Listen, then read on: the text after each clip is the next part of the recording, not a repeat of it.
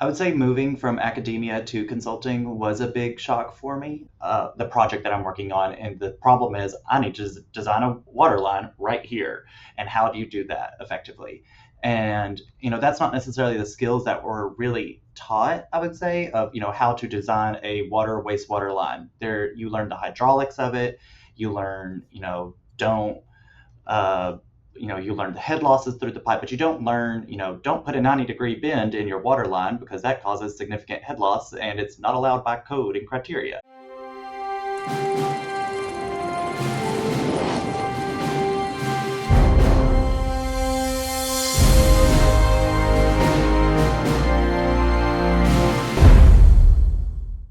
Hi, folks. Welcome back to another edition of the 21st Century Engineer podcast, a podcast dedicated to young professionals and us not so young professionals, but young of mind, maybe.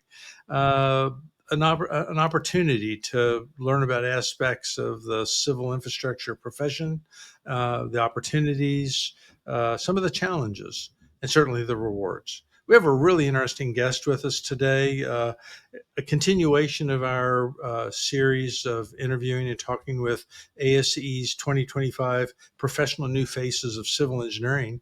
Clint's one of those, and Clint Smith, I'm very pleased, truly very pleased that you could find time to spend with my audience and with me to talk about things that are important to you, the passions and motivations that have you in this career. So thanks. You want to let the audience know a little bit about yourself and kind of frame up who you are and what you're about and what your expertise is? Absolutely.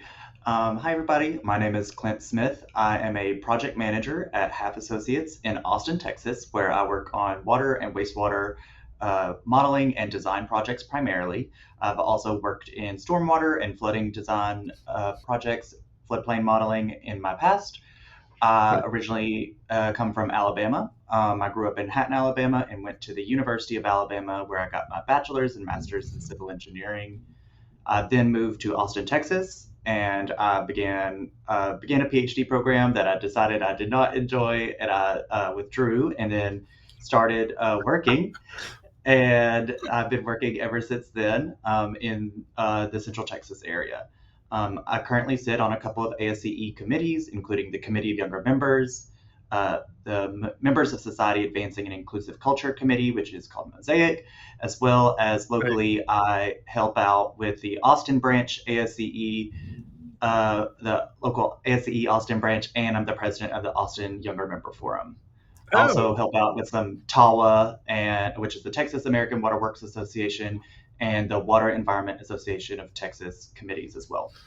which means that at the end of the day, Clint's an environmental water resources engineer, not unlike myself. He's educated in the deep south, not unlike myself. And unfortunately, that stupid commercial keeps coming to my mind where somebody stands there and screams high tide, but nevertheless, roll tide. Now, that'll be the only time anybody will ever hear me say that, but out of deference to you. Um, but in as much as I did not go to the University of Alabama or any of its campuses. Uh, so thanks, Clint. I didn't realize on the face of it that you were so involved in the ASCE organization.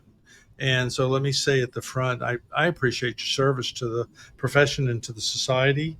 That's CAPS, as in Society of American Society of Civil Engineers, which is an international organization supporting that civil engineering profession. But that's excellent. Um, why? I guess is the question. With all the things you could have been doing, uh, how did you get interested in the early days? I mean, where did you find your interest and passion for environmental engineering, for civil engineering? Absolutely. So originally, it started through some of the gifted education programs that come through some of the school systems, and I was actually introduced to an architecture class in like the fourth or fifth grade, Yeah. and I thought that was so cool, designing my own house, and we made them out of paper and toothpicks, and you got points for doing ingenuity, and having your own inventions that you made while building it. And I thought that was so cool. And I kept on trying to build a roof, like a domed roof, out of paper and toothpicks. And that was kind of my what I was doing the most part in. So I was really interested in like structural engineering and just looking at construction and trying to do like structures for weird shaped buildings and things like that, skyscrapers. And then as I grew up, I became more interested in the outdoor environment. I was just really interested in what landscape architecture would look like, and designing for communities Yeah. in that vein. And so I just went to Alabama and began my civil engineering career or education. And then I always wanted to do architecture or structural engineering, something to that effect. And then I took statics. And I said, if this is the rest of my life is doing statics, I cannot do this. Oh, Um, I love it. so I Sorry, stayed, just keep on yeah, going. Yeah, that's it. Yeah. So then I took dynamics, and I was like, it's not great, but I guess it's fine. And then I took fluid mechanics, and I took that's in the span of 3 semesters. And I right, was like, I still think right, I like engineering. right. I just don't think I wanted to do that. And I took fluid mechanics, and I was like, oh, this is what I like. Yeah, So it's, doing closed conduit or open conduit, open channel flow. That was really fun and interesting to me. And at the same time, I was introduced to some of the disparities or I was paying attention more to, the floods around the world, the yeah, disparities of people with access to clean drinking water and, treated wastewater and pollution. And so that's where I kind of dove into this environmental and water resources side of civil engineering. yeah. You just explained my path to the civil engineering profession.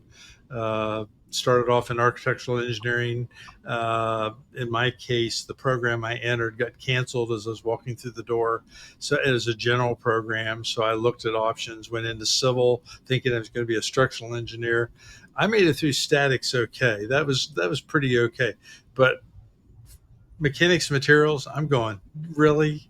And then I got to indeterminate structures and I went, nah, this isn't happening. I'm bored.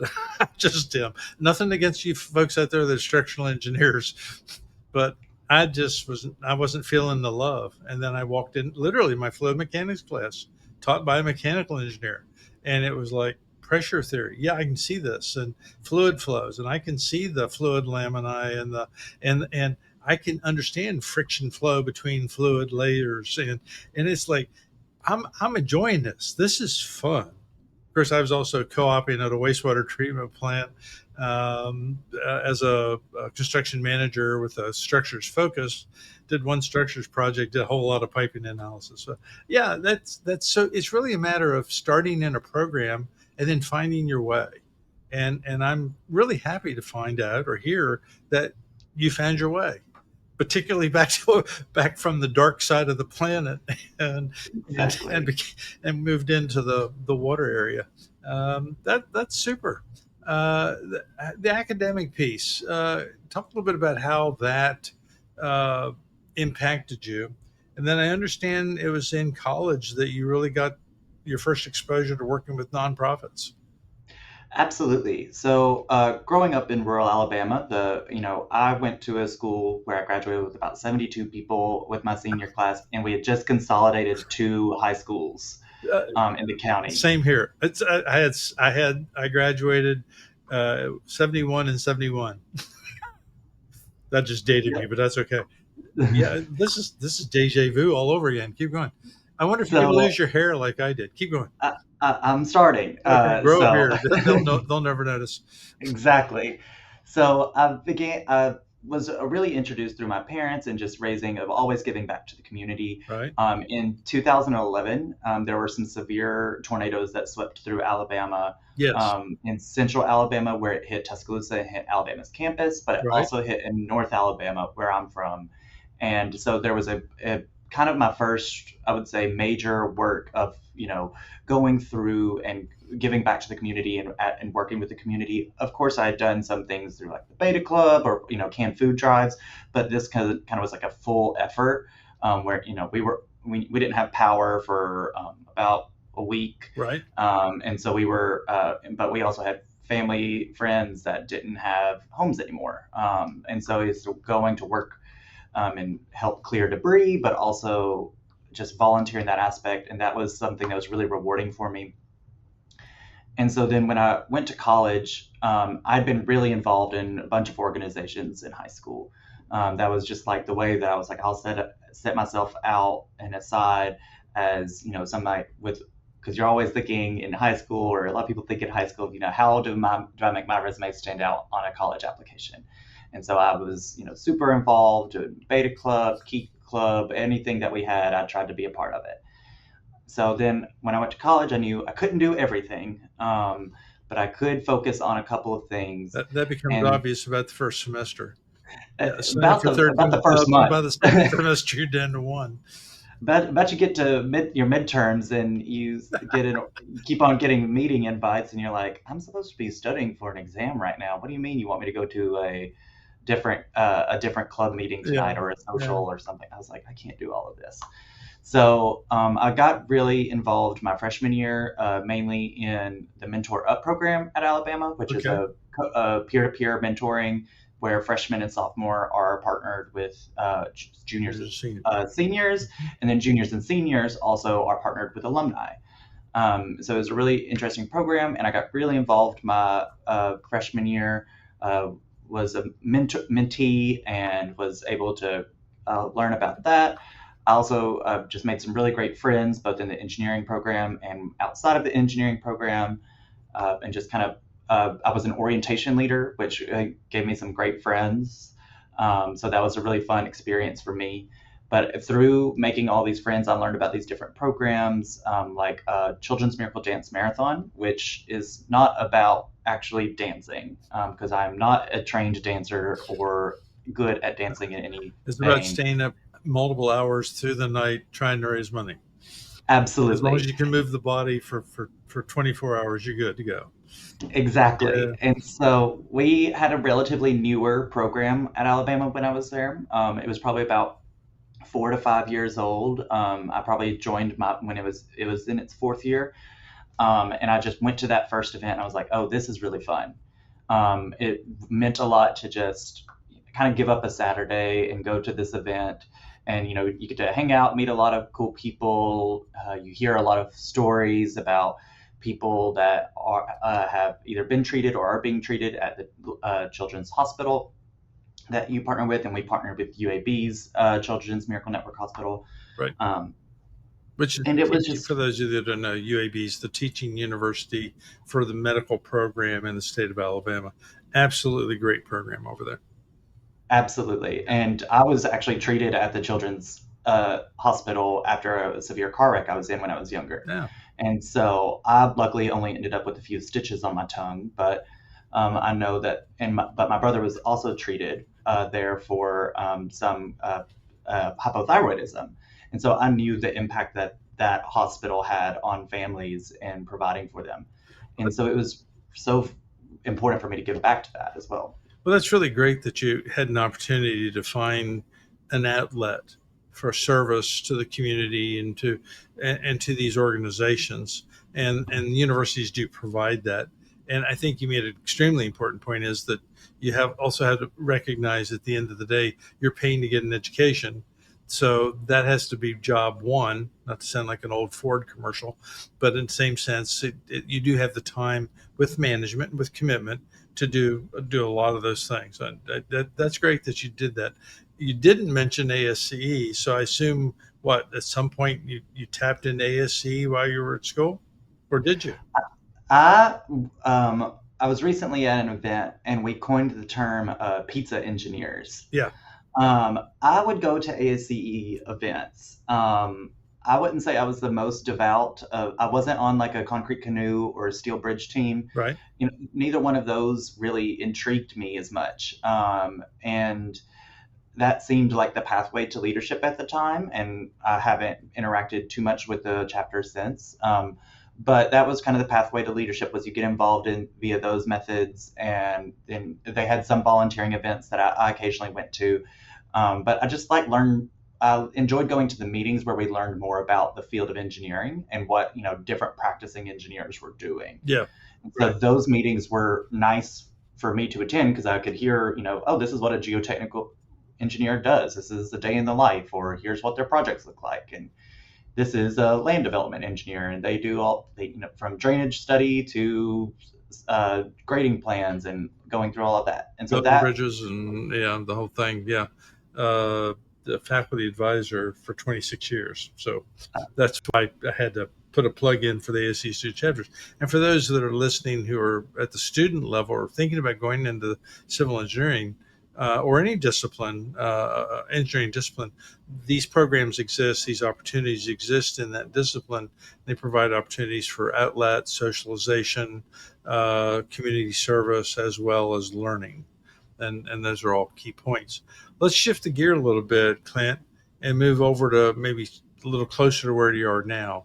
You ended up over at Half, and as we had talked earlier, I've got friends over at Half as well.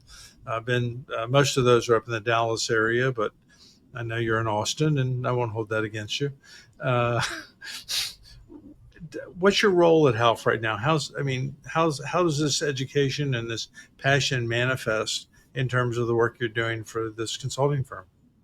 absolutely. I would say moving from academia to consulting was a big shock for me. Originally, I really enjoyed the classes, and I really enjoyed like the kind of the I'll say the open environment of question, which you have, but it's more, kind of indirect of let me solve a problem. And there is that still problem solving in the consulting but it's very much you're looking at this and you're saying, oh, this is the project that I'm working on, and the problem is I need to design a water line right here, and how do you do that effectively? And that's not necessarily the skills that were really taught. I would say of how to design a water wastewater line. There, you learn the hydraulics of it. You learn don't uh, you learn the head losses through the pipe, but you don't learn, don't put a 90-degree bend in your water line because that causes significant head loss and it's not allowed by code and criteria. So there, you go through that and then you start designing and you're like, okay, maybe I don't need to do it like this. And so you learn better ways to design to prevent, excessive thrust blocking needed or something to hold the pipe in place. So then when the water comes through, it doesn't shoot the pipe off of the joints. Um, Yeah. so my role is I'm a project manager for water and wastewater projects. My specialty, I would say, is in hydraulic modeling. So I use a lot of InfoWater Pro, which is a Innovize product, and I also or Autodesk product, and then I also use Water Gems, which is a Bentley product, and then for wastewater modeling, I use Innovize ICM, which is an Autodesk product. Um, I use these uh, different programs to model, the demands going through a system and how that system, whether a water distribution system or a wastewater collection system, will react in response to those added demands or future demands or new infrastructure. So, from putting in a new elevated storage tank, what are the pressures going to be in this area when we add in a new source of pressure? How can we optimize uh, a pump station to not overpressurize, but also keep everybody with a full tank cycle because you really want your tank to cycle in your tanks because you don't want your water age to get too Right. high, Right. Right. which is a really cool project I worked on. Was about modeling water age in a distribution system, and that as an indicator for total trihalomethanes. So Yeah. that was a really cool project. As well, and it also relates back to the bacterial repopulation that occurs once your chlorine residual or keeping a chlorine residual is time dependent. So keeping the time down allows you to maintain the residual and keep the, the, the biotic population under control and at acceptable levels. And there's other things that occur as well: the corrosivity of the water, the degradation of the pipe, the sediment that can form or may well be there. And so so at the end of the day, the idea is that a water distribution system isn't simply a pipe the water runs through and delivers to some point B and surprise it. And I've got a friend in India right now that is struggling with this because they've just put in they're finishing a new water treatment facility, and it is going to quadruple the capacity on the distribution system, or the supply, I should say. But the distribution system hasn't been changed at all. So now all of a sudden, now they're trying to put 4 to 5 times as much water into this small pipe. And he's sitting back going, "Folks, we got to get ahead of this, or we're just going to be blowing pipes up." And, Yep. and he's right, but nothing he can do about it, and there's certainly nothing neither of us can do about that particular project. But it's good to hear you that, and that's good that you're learning those field lessons, which takes what you learned in class and allows you to be, um, well, ultimately, as you are a professional engineer, PE. For those of you that aren't familiar with the terminology and the initials after Clint's name, let's come back to ASC for just a little while. You mentioned Mosaic. For those of you not painfully initiated in ASCE, we've got all kinds of acronyms over in that organization. Committee on Younger Members is something you're working on in Mosaic. Could you highlight just some of the things you've been involved with those two groups? Absolutely. So I got involved in Mosaic probably about 3 to 4 years ago. I'm trying to remember. It's been a while now. Um, I got involved as a corresponding member, which is Right. just a member that is selected to participate in whatever level of involvement they would like. And I would attend meetings and I just kind of learned more about what Mosaic does and what they were doing.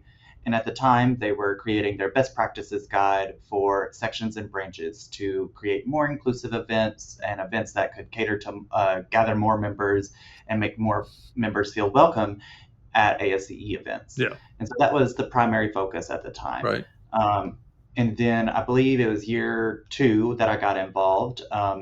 They decided that all these other organizations have codes of conduct for how to behave at events, and there are occasionally sometimes where questions will be raised at that get raised to ASCE or from a section and branch or from any other entity as well that says, what are our thoughts about questions or comments that are asked, and maybe they don't seem like they're the most nice Appropriate. appropriate way, and so or respectful sometimes. So And, true. Yeah. and so we worked. They asked if anybody would be interested in leading a group for creating a code of conduct, and so that was something that I did in 2022, I believe. Yeah. Yes, Yes. and that I can was. validate that. I think you were potentially on the board that approved it. Actually, I was the president at the time, and There we and I was go. attending the conference that, in the gentlest terms possible, things went off the rails, and it Yes. wasn't with me, and I wasn't in the conference room when it exploded. But we came out of that one going, we're going to have to teach people how to be a little more real civil that are civil engineers, and Exactly. that's where the meeting codes of conduct and activities and all evolved. It, it was a sad situation where one individual really just didn't think, but it's what it is. So yeah, okay, understand. And everything you said is right on track. And of course, ASC is now has those reminders of, this is a professional meeting. Let's treat each Yeah. other with respect and certain decorum and all of that. Not that we're stuffy. Don't get wrong, folks. ASC is a whole lot of fun. I mean, if you want to let your hair down or fall out, whichever, ASC is the organization that, it's for civils that you can easily get into and find a place. And by the way, what Clint was talking about as far as a corresponding member, that basically means with the advent of online conversations, the individual gets an opportunity to get involved, find out if it's an organization activity they want to be involved in, or a committee activity they want to be involved in. And if you stand up and do the work and you're really interested, then you move over to the committee. And if you're not, then you don't. And that's just that simple. So you have a lot of opportunities within ASC to really experiment, find out what it is that you want to do or which organization activities you can plug into that facilitate your mission and purpose. So and I'm glad Mosaic was one of those, and younger members being one. You, not me. Uh, they created younger members about the time I turned old enough not to be a younger member. So I won't say it was prejudice, but just the way it turned out. Um, it's just like when they moved the retirement age or life member age, seemed to keep moving farther and farther out as I got older and older. But what's this younger member thing about? What have you Yeah, been doing with them?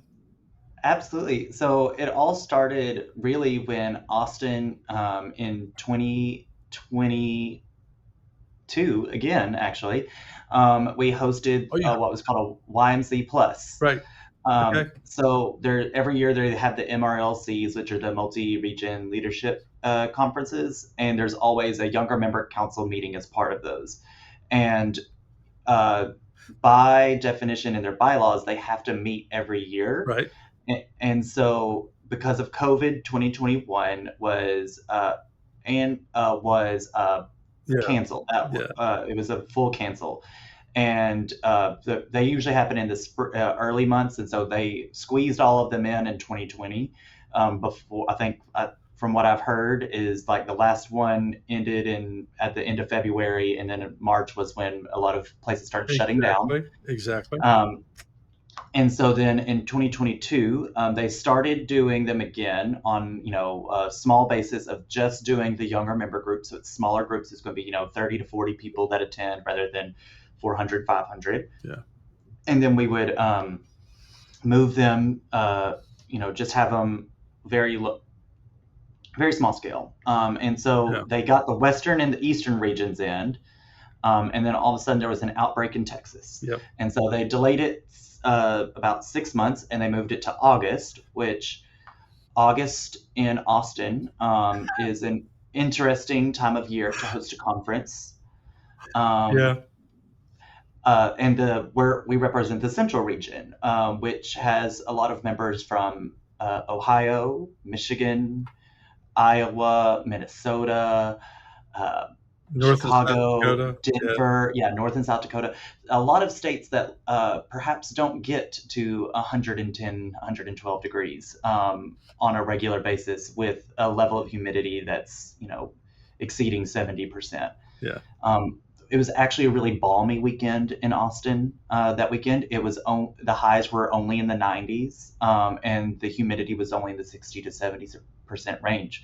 So the Texans that were there thought it was excellent weather. All There those were others people that up did not. north packed that cold air in their suitcases, brought it south, opened the suitcase, and the temperature dropped 10 degrees. Exactly. We were really excited for that weekend. And I helped plan that event. Just they needed a local planning team since Austin was hosting. And so I was on the Austin Younger Member Forum at the time, and they needed some people, especially to help with like day of contact and day of coordination. And I helped with that as well as planning some of the things for where to get food for this social and where should we how to get there and coordinating transportation. Yeah. And so I helped with that. And then while I was there, some of the members of the committee of younger members that hosted that, they said, "Hey, you should probably join our committee. I think that'd be really fun. You should just join as a corresponding member, see if you like us, and just come to the meetings if you like it." And I was like, "Sure, why not?" Mosaic. I just kind of go to these meetings and I kind of give what I can, and I could probably do the same. Uh, and then I think it was like 2 months later, they said, "Hey, so Denver's Crime Act is coming right around the corner. You just had this in August, and we're going to Denver now, and it's in February. Can you help them plan that as a central person?" I was like, "Sure, I've done it before. I can do it in a city I've only been to 3 times in my life." Yeah. So I started helping plan, and then it came time for applications for the following year, and I applied to be on CYM again, and I said, I think I'd like to be a full member, and they said, "Absolutely, you We should be a agree. full member." Right. Right. And so that was 2020. That was the 2023 to 2024 year, Right. and so now we're in the 2024 to 2025 fiscal Right. year 2025, and I put my name in the hat to become the chair elect to begin how the ASCE presidential Good. uh, race goes through of, you get president-elect, president, then past president. So I'm the current chair-elect for the committee of younger members. Next year I'll become the chair, and the following I'll be the past chair. Right. Yeah, it is a So 3 year commitment, and I've lived it in a couple of different environments. In fact, I was going to be in Austin, but when the delay hit, uh, I was on my way actually to Egypt for an international conference that actually was headed ultimately over in India. So that was the beginning of an overseas trip that I was obligated to make on behalf of ASCE. I think Jean Louis, who was the president yes. before me, who's at Texas A&M, came over and was at your group. And now we're getting a little personal in ASC, and the audience is beginning to yawn. So maybe we need to move on a little bit. We can reminisce maybe at another time. Let's talk a little bit. Let's get back to your career and what you've been involved in. Uh, the I guess the kicker question is the one that people seem to like to ask. I'm not sure I'm one of those, but what would you consider to be a highlight of your professional career? In terms of your applications of, with water, wastewater, public service, whatever.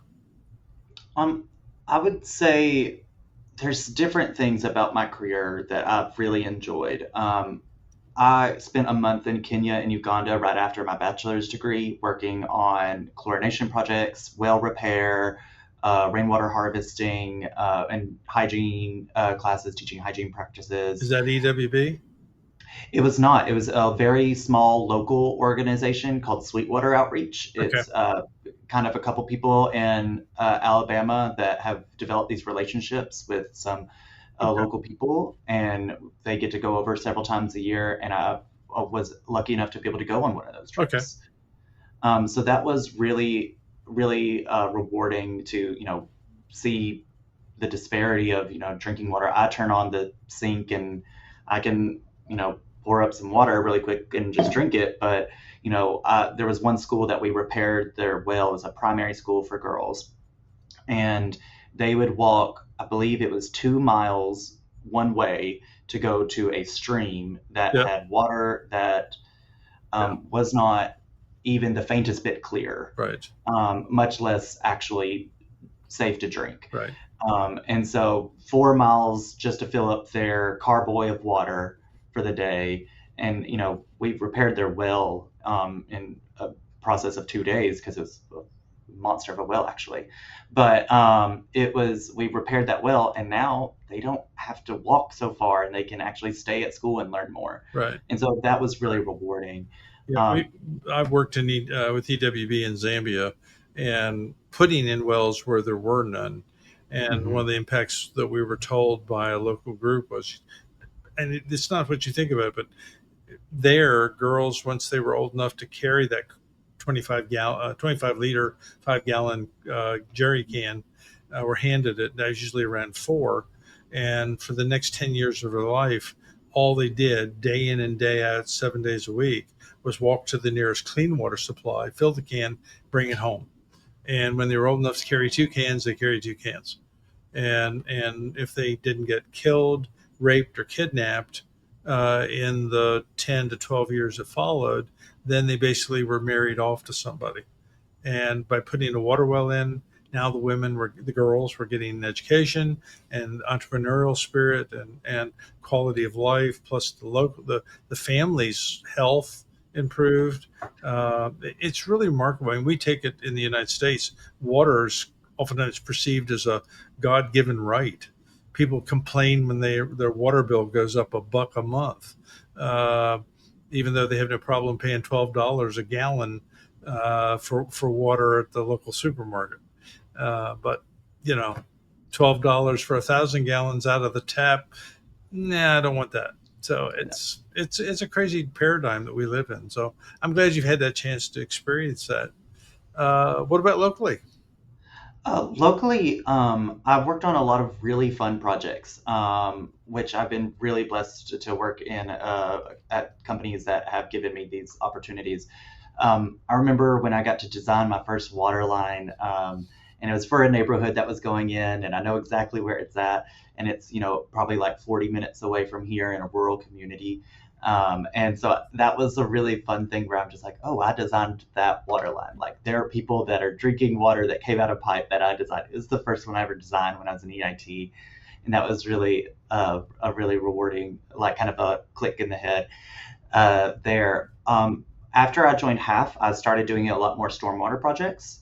And I did several flood studies for counties in Central Texas, including Williamson, Travis, and Hays County. The Travis and Williamson County flood studies have wrapped up for the most part, and the Hays County is ongoing, and I've passed that one on so I can focus more on my water wastewater. But July 4th of this year, there were some pretty devastating floods in Central Texas. Hmm. There Again, were, yeah, again, again, yeah, absolutely. And these were primarily focused in the Guadalupe River Basin, but there were some devastating floods in the Colorado and the Brazos River Basins. So I've primarily, the Williamson County flood study I worked on was in the Brazos Basin. And it was really rewarding to see that when we thought of here are some areas that need flood mitigation because it will flood and it will affect homes, it will affect apartments and roads. These are the areas that we have identified as needing flood mitigation of some kind. And we did some conceptual designs of, uh, stream excavations, looking at detention alternatives or rerouting of water, and things like that. And the same areas that we had identified as needing mitigation were areas that were evacuated those right. days. And so it was really validating to know that, oh, I know my work is helping benefit lives and save lives and warn people of their flood risk, but it's also it was pretty right. It was good engineering work that I had done. And similarly, in Travis County in the Colorado Basin, there were some roads that got washed out. There was a whole bridge, big bridge that got washed out, and when I went back to the model to compare to my results, I had shown that that model was going to be 6 feet overtopped. Um, and so I was like, that that's about what happened Sometimes you when we wish looked you at weren't so right.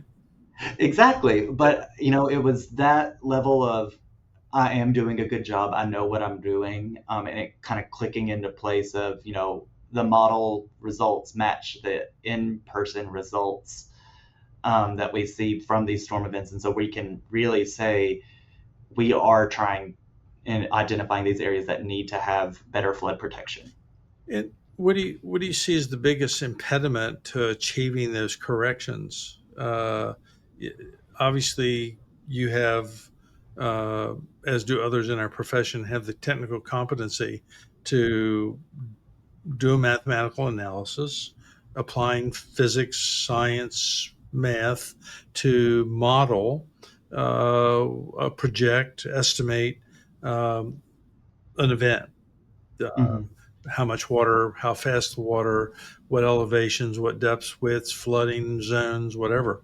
Everything with regard to a precipitation event or something like this. Um, but the work doesn't get always done. You mentioned Guadalupe. I mean, there was a lot of talk about wanting to make changes. Of course, part of the Guadalupe problem was that they were allowed to build in an area where they really shouldn't have built, and that's a whole political legal issue that I imagine at some point will get sorted out. But as an engineer, what do you see the biggest impediment to convincing people to, hey, you need to invest the money to protect yourself against an event that may occur once in 100 years? Funding. Okay, I think it's funding and education. It's a combination of both. thank you. Um, You answered. Yeah, you just answered my follow up question. Keep going. Absolutely. So funding for sure is needed. A lot of communities, especially on a smaller scale basis, they don't have any kind of taxation benefit for or taxation amount for stormwater. Yeah. So you pay your water bill every month, and that includes your wastewater. or you pay your trash bill, and that includes your wastewater. Actually, I know some Uh, places where they don't even pay their water bill. We're not going to get down into Jackson, Mississippi. Keep going. uh, or you pay the road tax every time you buy a gallon of gas at Yeah, the gas station. So there's all of these avenues for roads to be improved and to get repaved and to get the potholes filled. And there's always money coming in to build water lines and build wastewater lines. But a lot of communities don't have a stormwater revenue, a way to bring right, in money from revenue. There are communities that do. So they're part of your sewer bill in the city of Austin includes a stormwater fee right, and a drainage fee. And that's really important because Austin does make drainage improvements all the time as a city. But when we're looking at these really rural or smaller areas that don't have the benefit to have those revenue sources, then there needs to be some kind of assistance, whether it's through grants, loans, funds that are made able to protect people. And so funding is a really important aspect as well as education. right. But yes, And that's for that matter. You get the funding through education, explaining yes, why it's important, explaining why what you're suggesting is real, relevant, and probable, not probabilistic, not problematic, probable. yes, And then in that regard, if you can convince people, the only thing I'll throw in as a thought as you move forward is, I suspect in your area, knowing Austin being a little more progressive than some areas in Texas, probably has a stormwater permit system in place, and you're probably working at a level 3 permit. So permits don't have to be free. And so it's the reverse case in a lot of, but it's still a matter of those who contribute to the problem or helping to manage the problem are permitted. And so a revenue stream maybe possibly could be tied back into the permit process that would help mitigate some of this. Only other option you have is, what are you protecting by managing stormwater? Homes and businesses. So you get back into land taxes, property taxes, or you get the insurance company to pay it. Yeah, when that's, yeah, that's going to be another cold day in Austin when that occurs. But yeah, we're getting those as well these days with our winter storms. So we are hitting some cold days. there you go. Okay, so you have an ice flow. Good for you. Uh, Yes. let's go back to the other side of Mhm. of Clint, and that's this volunteerism. I understand that you were involved in the ASCE Code of Conduct, Code of Ethics that was put out, um, as was I in the latter stages. That's been out since 2019. Mhm. So, what was your involvement in that? And what did you think some of the things that conduct, that code really needed to embrace that may not have otherwise been there?